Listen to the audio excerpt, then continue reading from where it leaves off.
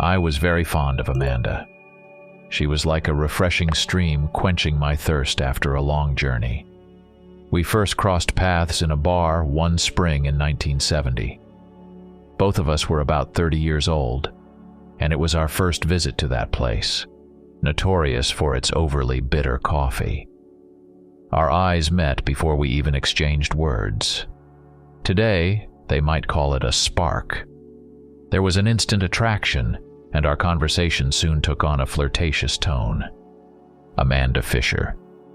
She was one of those rare people where cynicism and romanticism lived in harmony.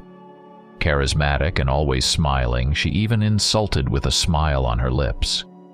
To others, Amanda seemed the epitome of idleness and narcissism. She had a way of enchanting and intoxicating those around her, but I was lucky enough to see her without the mask. The more our relationship deepened, the more she revealed her true self to me. It turned out she was not immune to melancholy, and her excessive cheerfulness was somewhat of a facade she maintained in social settings. Amanda would often sit by the window for hours, writing brief notes she never showed to anyone. Sometimes, I saw tears streaming down her face as she wrote. Despite her cynical view of life and people, Fisher had a gentle side. She was also big-hearted, showing genuine compassion and generosity towards animals and people alike. One time during a stroll, we encountered an elderly homeless man who had run into a group of rowdy, drunken youths and had been beaten. He lay on the filthy pavement. Without a moment's hesitation, Amanda approached him, extending a hand clad in her new beige gloves. She helped the man to his feet and handed him several large bills.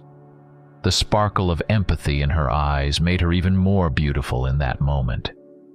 My admiration for her grew the more I got to know her. The most joyous part for me was that my feelings were reciprocated. Amanda was both a tender companion and a passionate lover. 3 months after our meeting, we began living together in her house. The romantic fairy tale lasted about a year. How I wished it could have been for a lifetime. Early in our relationship, Fisher warned me that she tended to fall out of love quickly, which had earned her a reputation for frivolity. At the time, I foolishly thought I would be the exception. I believed our love was unique. Later, I would look back on that belief with a rueful smile. It was a surprisingly chilly evening for midsummer when Amanda announced she had to leave, claiming she wasn't suited for long-term romance. She avoided my gaze, her expression troubled and embarrassed. I was devastated, yet my pride prevented me from begging for scraps of affection or promising that I could change her mind. I thanked her for her honesty, gathered my belongings, and quickly exited her life. Life moved on gradually, but not a day passed without thoughts of Amanda, yearning for her, and feeling heartache. I continued to love her for a very long time. Only in the summer of 1972 did I begin to feel free of her grip. Memories of our passionate past no longer haunted me daily. Many long days passed before the sharp pain of those memories faded. In the winter of 1973, I received a letter from Amanda. My heart skipped a beat. I sat in my favorite armchair, envelope in hand, deeply contemplating. Knowing her fickle nature, Fisher could very well be attempting to reignite my affection. She had always been persuasive with words, and I feared her charm might ensnare me once more. Our relationship had died, and resurrecting what had been committed to the earth was impossible. I knew this well, but I feared my heart, fueled by memory, might betray me. Ultimately, I burned the letter without opening it, and life moved forward. Then, unexpectedly, like lightning striking an ancient tree and splitting it in half, I received a letter in the autumn of 1975 from Joanna Fisher. She informed me that her sister, Amanda, had passed away suddenly and invited me to the funeral.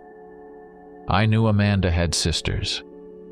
At the peak of our romance, we had visited the Fisher family estate together. We stayed there for a few days, during which she introduced me to Anna.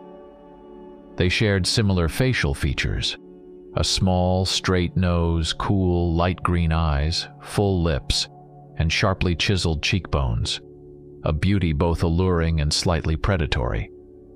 Unlike Amanda, whose hair was slightly curly and who had perfect vision, Anna wore glasses and always kept her hair tied up in a bun.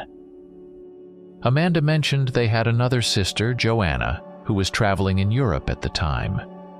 It struck me as peculiar that nature had granted them such identical appearances, as triplets are exceedingly rare. Yet I never quite grasped the nature of Amanda's relationship with Anna. It was hard to believe they were very close. The news of her death shook me. She was just over 30.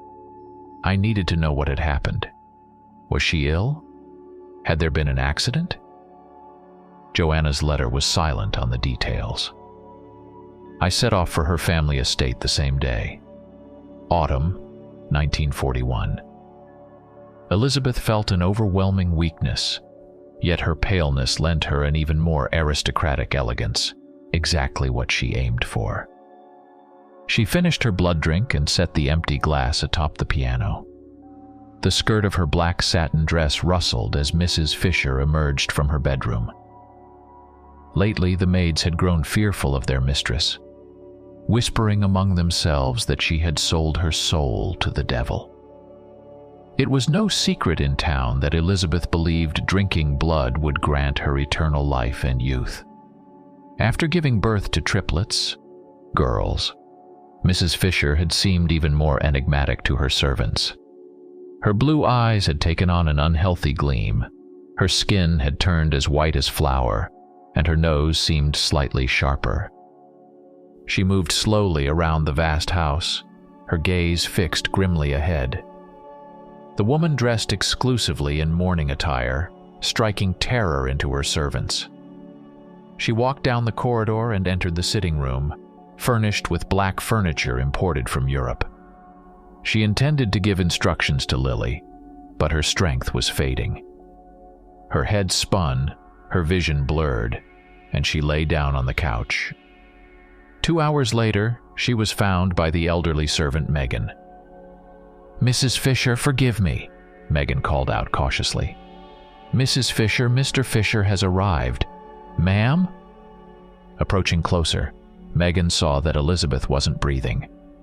Her heart skipped a beat as she touched the white hand lying on Elizabeth's abdomen, checking for a pulse.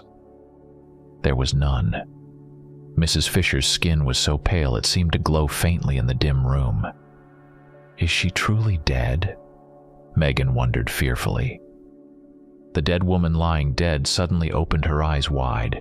Megan screamed in horror and collapsed to the floor. Many years later, the Fisher estate.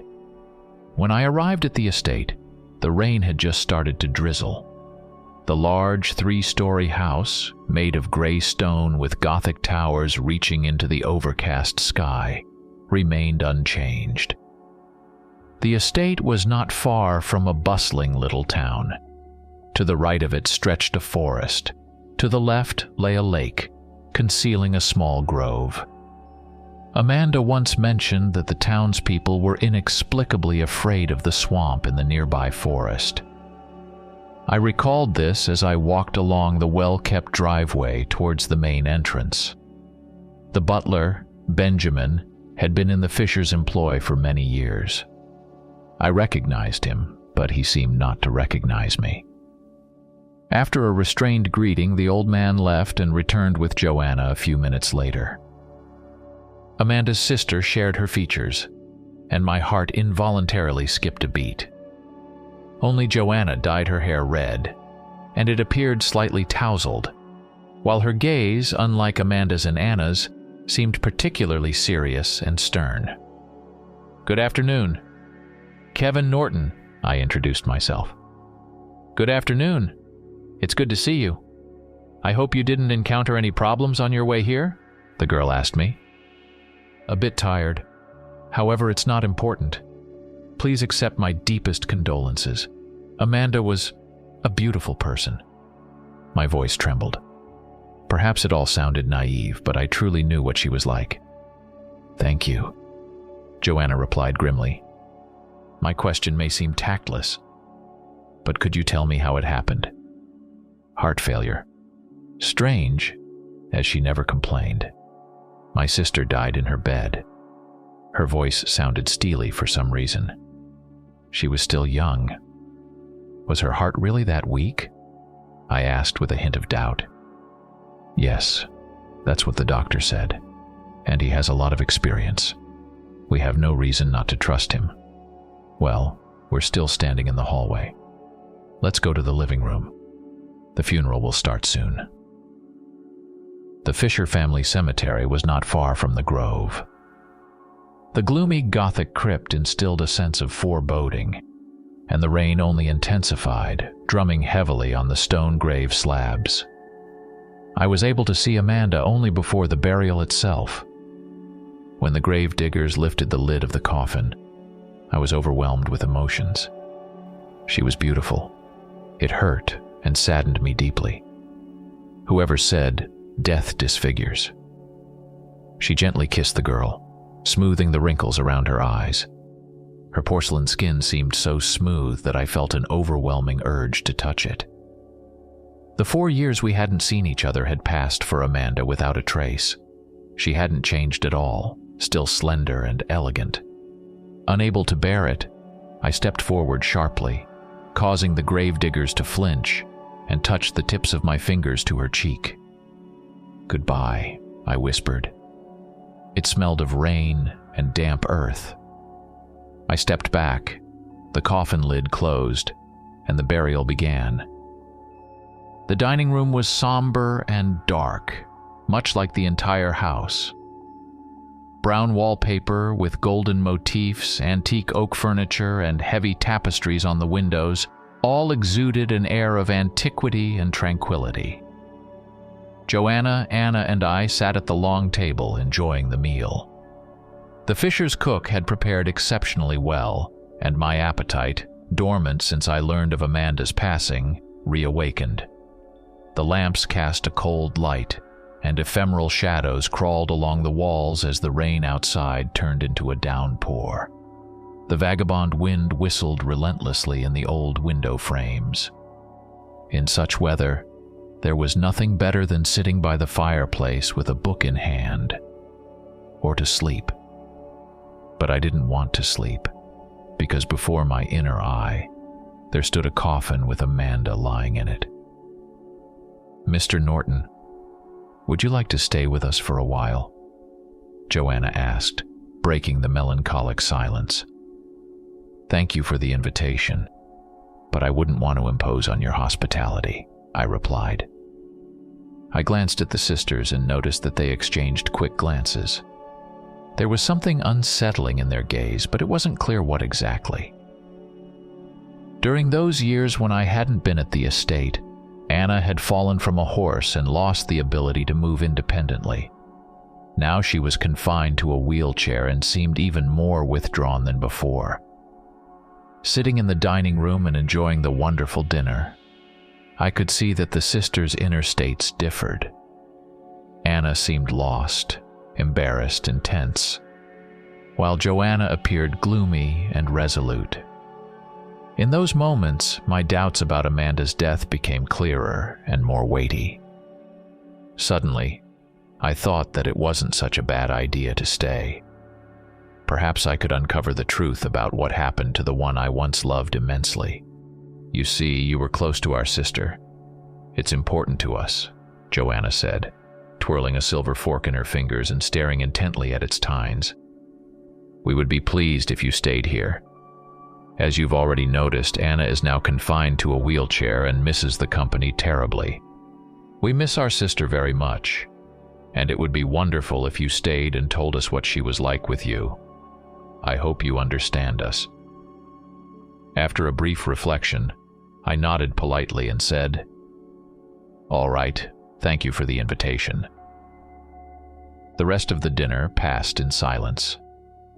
Afterward, the old servant Benjamin led me to the northern part of the mansion and left me in one of the rooms on the second floor. Most of the rooms were dimly lit, and from the walls of the corridor, medieval people grimly gazed at me from their portraits, with something unkind in their eyes. My room was cool, but had a fireplace and a separate bathroom. Dark purple wallpaper, black lacquered furniture, a wide bed with a canopy, and a wardrobe with a cracked mirror, a gloomy beauty. After warming up in the hot water, I lit the fireplace and lay down in bed. The soft embrace of the blanket and mattress carried me into the world of dreams. The day had been very tense. When I woke up, for a few moments I couldn't understand where I was. This house looked more like a landmark than a residential space. That was the first thought that crossed my mind. I arose, washed, and dressed in a fresh suit. The rain had ceased, and an unusual stillness enveloped the outdoors. The windows were misted, and the fire crackled soothingly in the fireplace. I approached the window, attempting to discern the landscape surrounding the mansion, but a thick gray fog obscured my view. Exiting the bedroom, I made my way down the expansive, lengthy corridor toward the grand staircase. Recalling the route Benjamin had shown me the previous day, I quickly reached the ground floor. The silence here was profound, the kind not even found in the deepest woods. I paused, immersed in the quiet, before moving towards the room with glass doors. It turned out to be one of the many salons, where guests and residents likely enjoyed coffee and pastries, smoked cigars, and debated politics. My hand brushed the phonograph as I surveyed the room. Numerous books, vases, and figurines filled the glass door cabinets, and the lilac velvet upholstered sofas and armchairs evoked a Rococo style. My eyes settled on an open black box on the table. Drawing nearer, I discovered it contained photographs. My hand shook as I lifted the top card. It was a photo of Amanda. The shock was palpable. Clearly, the picture had been taken shortly after her demise. But why photograph the deceased? This Victorian-era practice, both grim and peculiar, involved capturing images of the dead. While macabre, these photographs served as tangible memories for the bereaved. Decades later, the practice seemed all the more ghastly, yet I found myself unable to look away from the photo card. Amanda's eyes, glassy and nearly transparent, stared back at me. She remained as pale and elegant as ever. Tracing my finger over the photograph, a sad smile crossed my lips. In that moment, I found solace in this beautiful remembrance, where Amanda appeared almost as she had in life. I began examining the other photographs, my heart pounding as I realized all featured my former lover. The sisters had spared no expense on film and a photographer. There were enough photos to fill an entire album. In some, Amanda posed with Anna and Joanna. In others, just with one of them. "It's like she's alive, isn't it?" Joanna's voice startled me. I dropped the photo back into the box and turned around. She stood a few steps away, smiling, though her eyes were watchful and cold. To be honest, I was a bit taken aback by these photos. "But they are remarkable shots," I replied earnestly. "Thank you. You see, my sister and I were very close. Triplets always have a special bond. Losing Amanda, I lost something profoundly significant," Fisher said absent-mindedly, adjusting her dress, which beautifully accentuated her figure. "I don't have any siblings, so I can only imagine how hard it is for you." "Who are your parents, Kevin?" she inquired with interest. "My father owned a small bookstore. He passed away 6 years ago. And my mother, I scarcely remember her. She died from cancer when I was just 7, I explained. I turned back to the box and closed it with the nearby lid. I'll definitely need to ask for one of those cards before I leave, I thought to myself. "My condolences," Joanna replied politely. "Our father was always so absorbed in expanding his business. He seldom came home, but when he did, it was a cause for celebration." I turned to Fisher and nodded understandingly. "We didn't share such a bond with our mother," she added. "Well, it's time for breakfast. Let's go." We left the salon and headed towards the dining room, located at the opposite end of the long corridor. For breakfast, there was a delectable omelet with mushrooms and cheese, paired with crispy bacon. Following the meal, we savored coffee and engaged in light conversation. I discovered that Amanda was the first of the sisters to leave the mansion.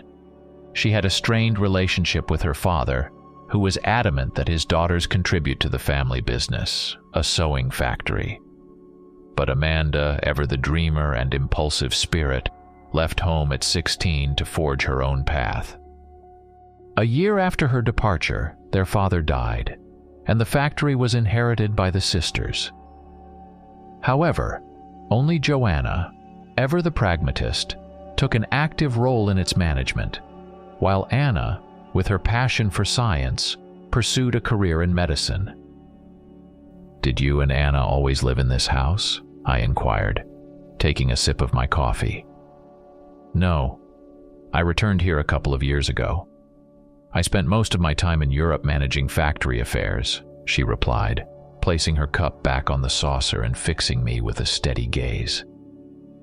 "To be honest, I was eager to meet you. Anna always spoke very highly of you, and while sorting through Amanda's belongings, I found a few lines she wrote about you. So I thought it only fitting to invite you to the funeral. We were very close. I always remember your sister fondly, or with a tinge of sadness," I said, picking up a snow-white napkin from the table and twirling it between my fingers. "Forgive my directness, but why did you two part ways?" Joanna inquired. "She moved on. You know Amanda? She was incredibly free-spirited and impulsive. Her feelings simply changed," I explained, now able to speak of our past without pain, albeit with a hint of nostalgia. "Yes, we're quite the opposites in that respect," Joanna responded coolly. "Why didn't Anna come down for breakfast?" "She prefers to eat in her room. Sadly, my sister hardly ever leaves her bedroom these days," Fisher said, glancing away and looking out the window at the gloomy autumn day. "Perhaps I should pay her a visit. What do you think?" I suggested, wanting to be courteous. "That would be wonderful. I'm sure she would appreciate your company." "Thank you.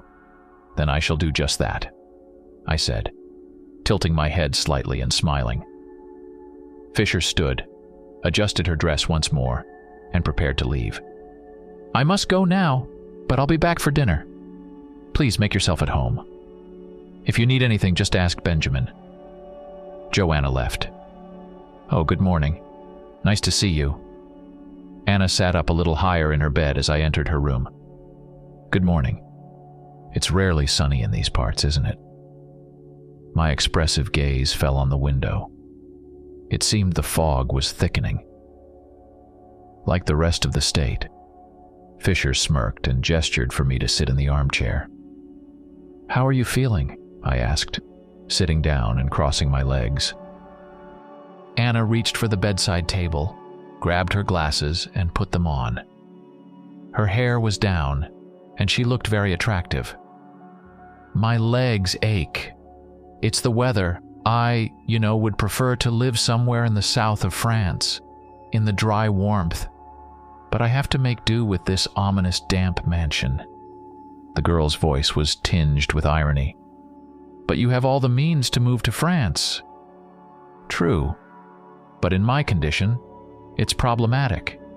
And now?" Fisher unexpectedly fell silent and rubbed her nose. Her behavior seemed strange to me. "Now? Now that Amanda's gone, someone has to look after the estate." I decided that Anna was hiding something. Firstly, there was clearly a steward in the mansion as well as Joanna who could handle the affairs perfectly well. Secondly, Fisher's gaze betrayed a strange concern which had no explanation. She seemed afraid. "It's fine during the day here, but in the evening..." Anna glanced out the window, her face growing even paler. "What happens here in the evenings?"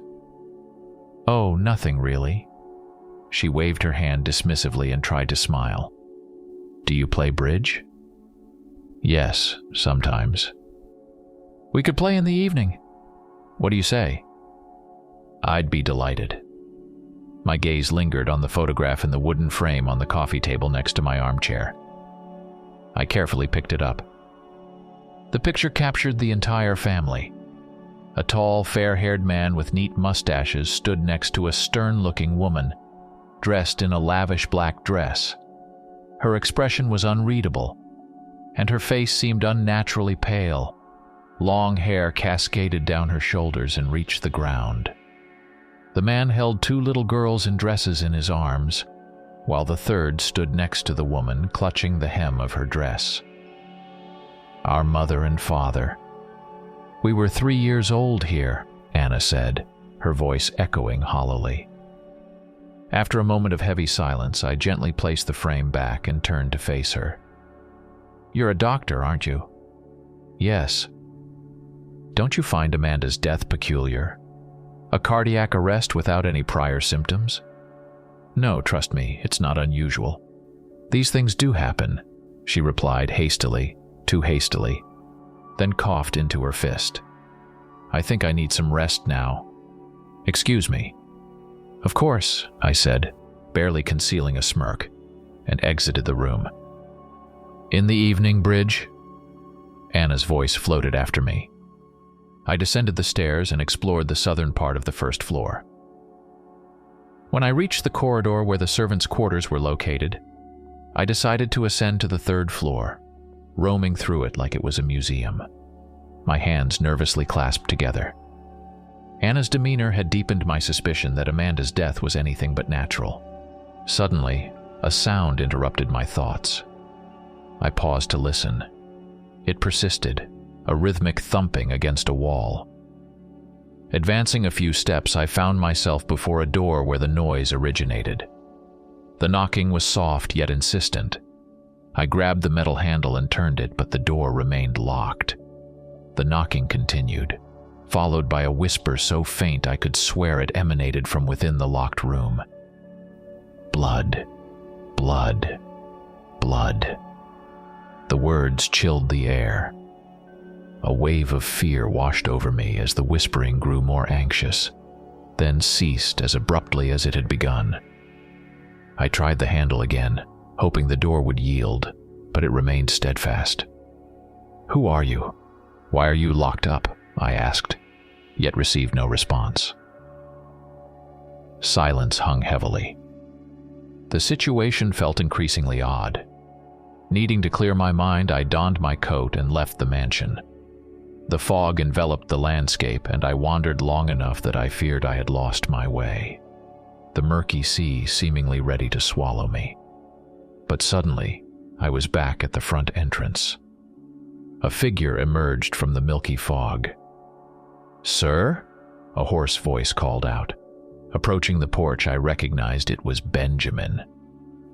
"Seemed like you were lost," he remarked cautiously, his hands clasped behind him. "No, just needed some fresh air," I replied, my voice betraying a hint of unease. "Perhaps some coffee? Lizzie's made some excellent chocolate donuts." "Thank you."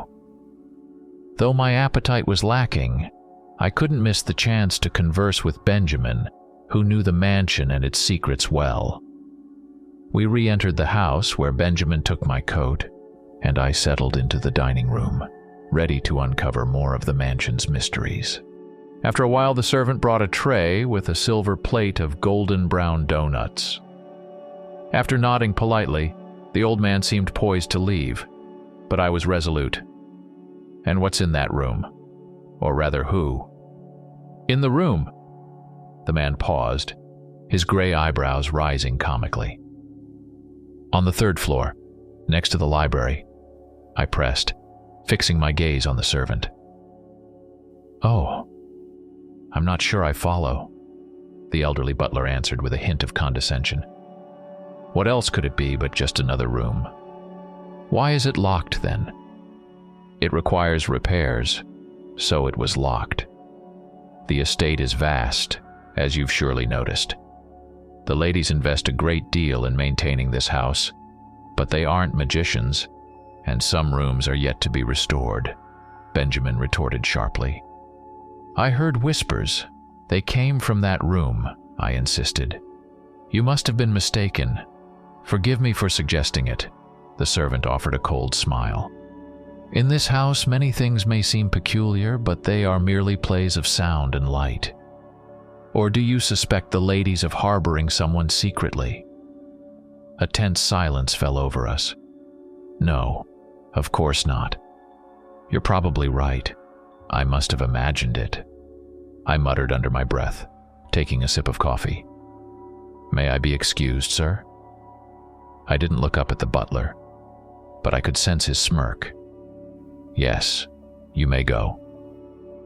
After finishing the coffee, I returned to my room and tried to divert my thoughts with reading. Rain had begun to fall. It drummed monotonously against the window panes, streaking the glass with wet trails, and the fog remained undispelled. The medieval romance only slightly diverted my thoughts from Amanda. I couldn't pinpoint what was guiding me, but a conviction had taken hold that something sinister was amiss here, and it wasn't merely a series of coincidences. Let Benjamin think he could fool me. I was certain I had truly heard those knocks and whispers. They weren't figments of my imagination. The resolve to access that room grew stronger, yet I knew I had to proceed with utmost caution and discretion. As I watched the raindrops trace patterns on the window, I drifted unknowingly into sleep.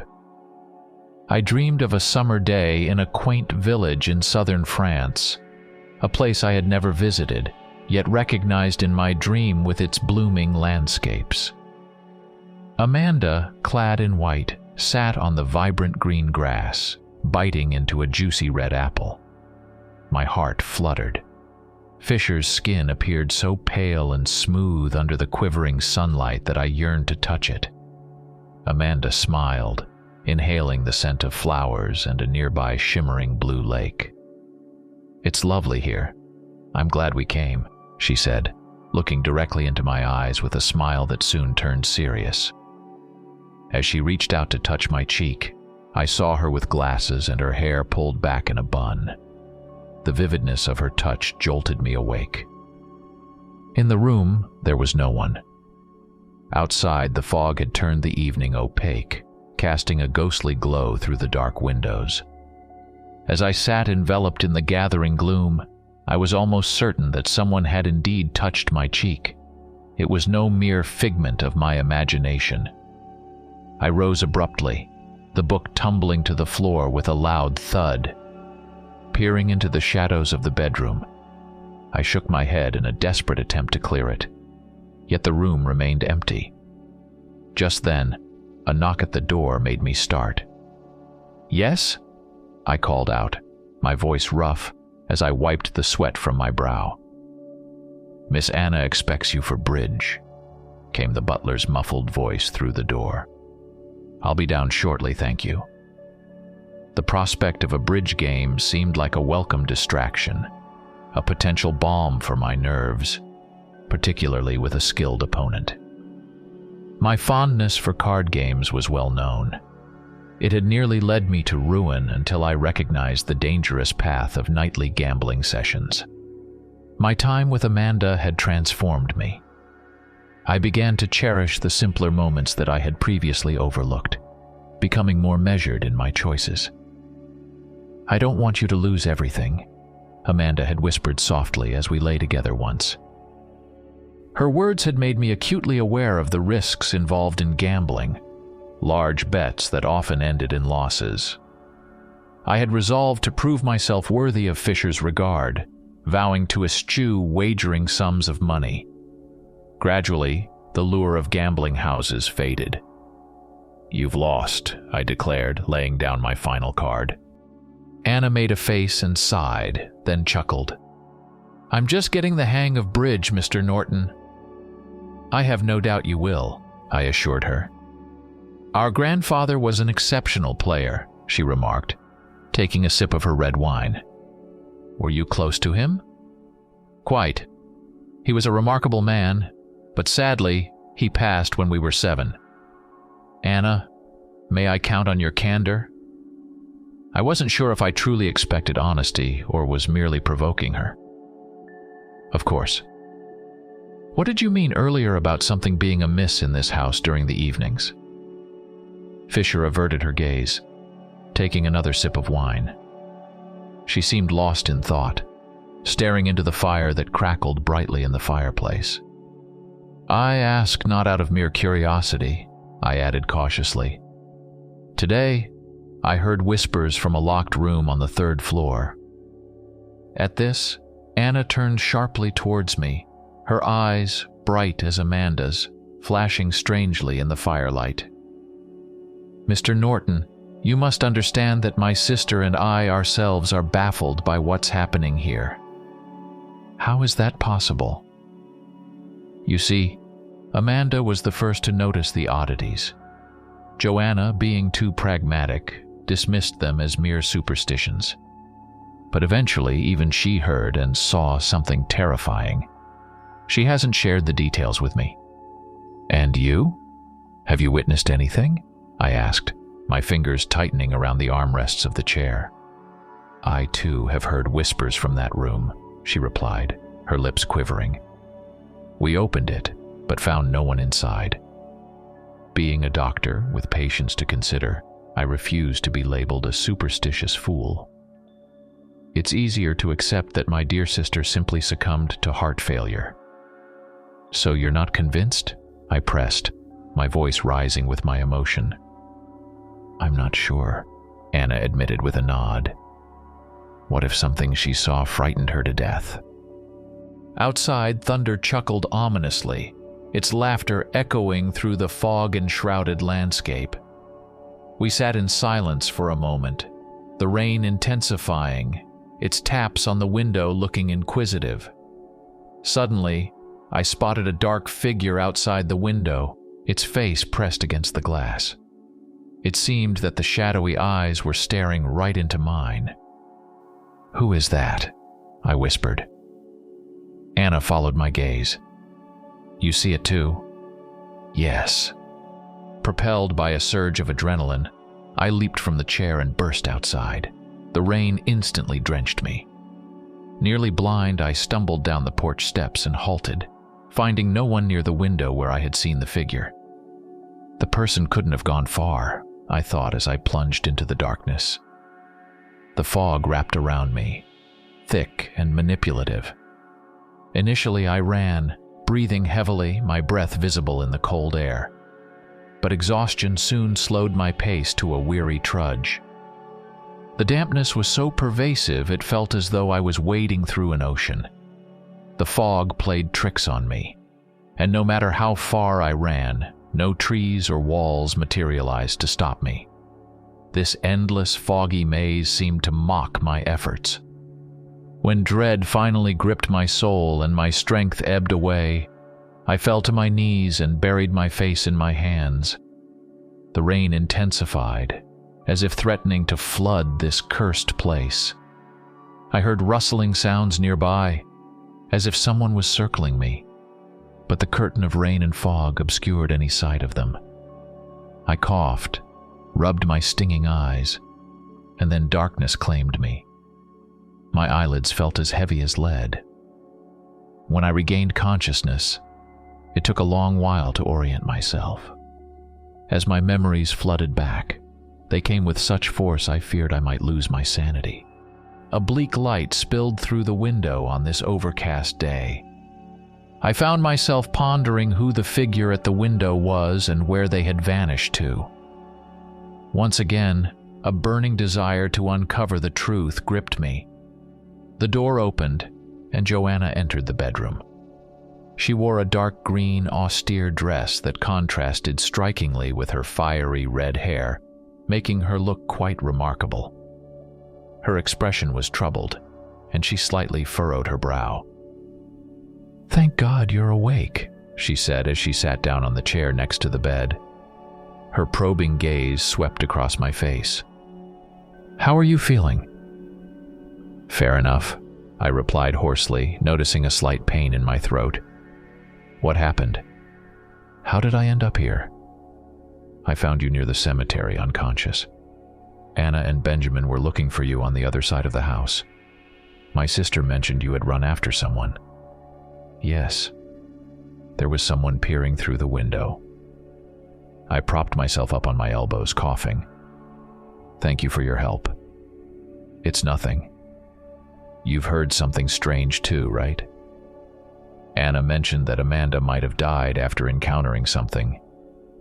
There's something wrong in this house, isn't there?" "Don't worry about that now. You need to focus on getting better," Joanna said with a frown. "It's just a cold. But I need to find out what happened to Amanda, you understand? I must." I whispered fervently before lying back down. "Understandable, of course. We'll figure it all out once you're feeling better," she replied softly, placing her warm, soft hand in mine. For a moment, we simply looked into each other's eyes. Yes, Joanna shared facial features with Amanda, yet she was distinctly different.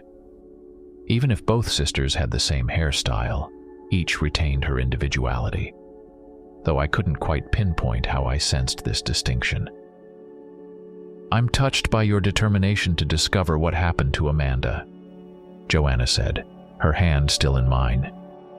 "Could I ever care so deeply for someone who left me? I don't think so. You see, I can't hold any resentment toward her. She made part of my life. Real, complete, meaningful. Amanda did nothing wrong to me, except for leaving.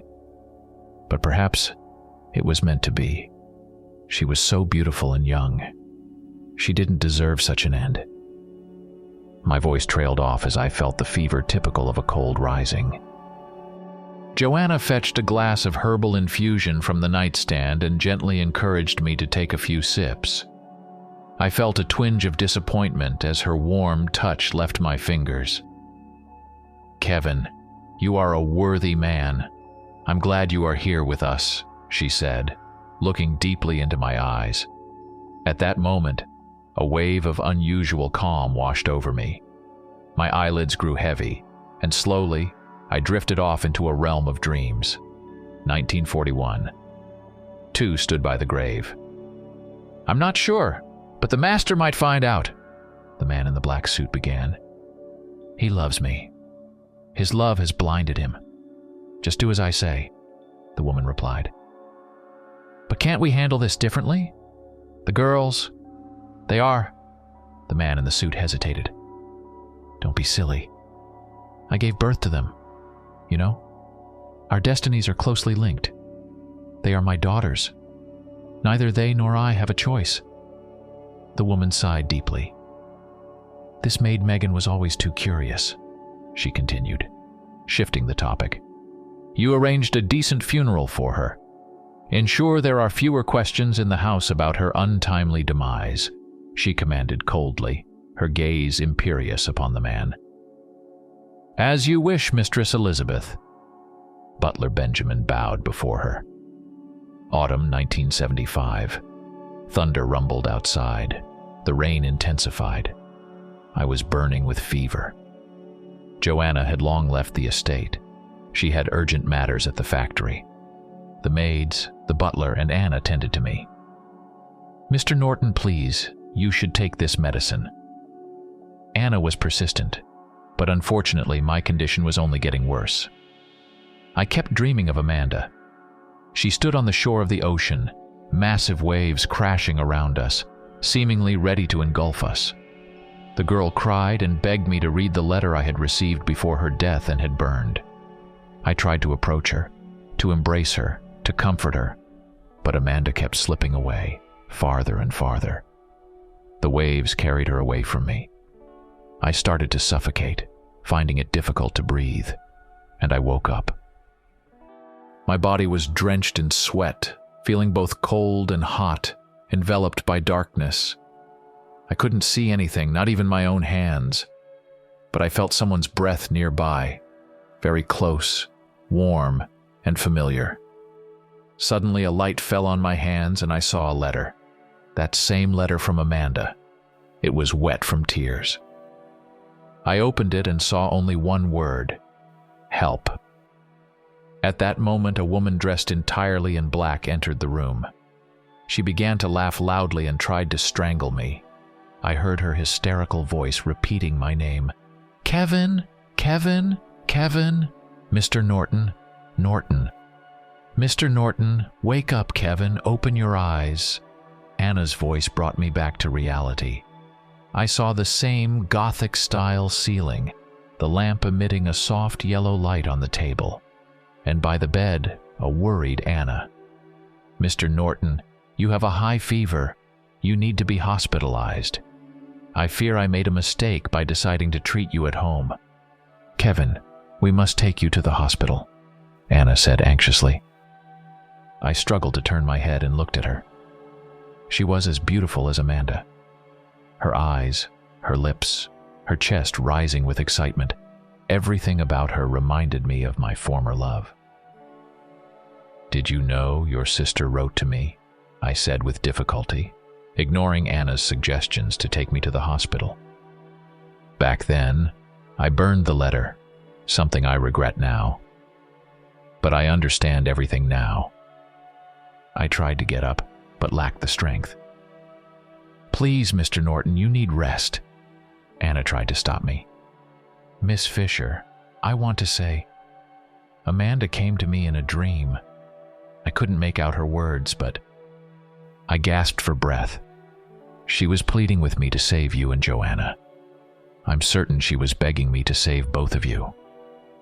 Mr. Norton, please stop, you're delirious. Anna attempted to give me some water. We need to leave this place immediately, I insisted. Mistress, do you require assistance?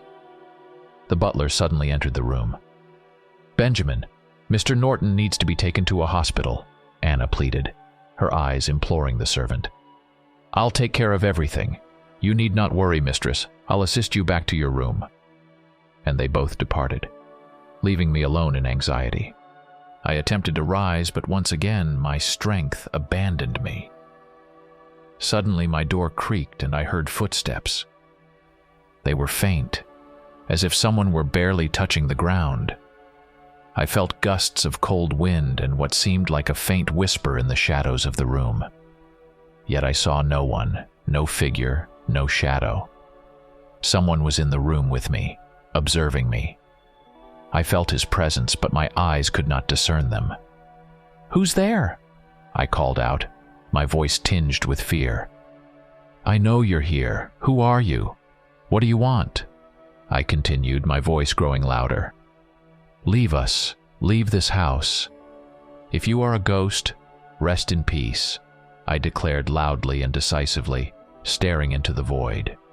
Suddenly, the lamp on the table flickered out, and the entire room was plunged into darkness. A chill swept over my back. I felt a touch on my neck. What do you want? I cried out in despair. Blood and you, came a sinister whisper from a woman. At that moment, I lost consciousness. My mind ceased to obey me. I felt myself falling into an abyss. I was unsure of where I was, who I was, and what was transpiring around me. When I regained my senses, the butler was before me, seated very close on the bed, rolling up my sleeves, injecting me with a red substance. What is this? What have you just injected me with? I demanded, trying to rise. To my surprise, I felt much improved. The fever and pain had vanished. Sir, you need not worry. Your health is no longer in jeopardy, Benjamin stated as he rose from the bed and took a seat in the chair. I must confess, I poisoned you. It was my fault you were ill, he admitted, catching me off guard. I don't understand. What do you mean? I asked, slightly disoriented, my thoughts swirling. I beg your forgiveness, but I had to do it. Mistress Elizabeth does not tolerate delays. The butler apologized, bowing his head. When he looked up again, he smiled. I froze in fear, unable to believe what I saw. Instead of teeth, he had fangs, pearly white, large, and arranged in several rows like those of a shark. "Who are you? What are you?" I exclaimed in terror. I know. You have many questions, and soon you will learn everything. However, right now I must inform you that Lady Anna and Lady Joanna, they are gone. They have left us and this estate. Mistress Elizabeth took care of that." "What? What are you saying?" "Anna, she was supposed to take me to the hospital today. She couldn't have left the house. You escorted her to the room and..." I tried to recall what had transpired. You're referring to that. You might be misremembering. Please look out the window," the butler suggested gently. I heeded the butler's advice and gazed out the window. At that moment, it felt as if my heart stopped. The scene before me was far more unsettling than Benjamin's sharp teeth. Snow blanketed everything in sight, thick and white. Winter had arrived. It is now deep winter. You have been asleep for over 4 months.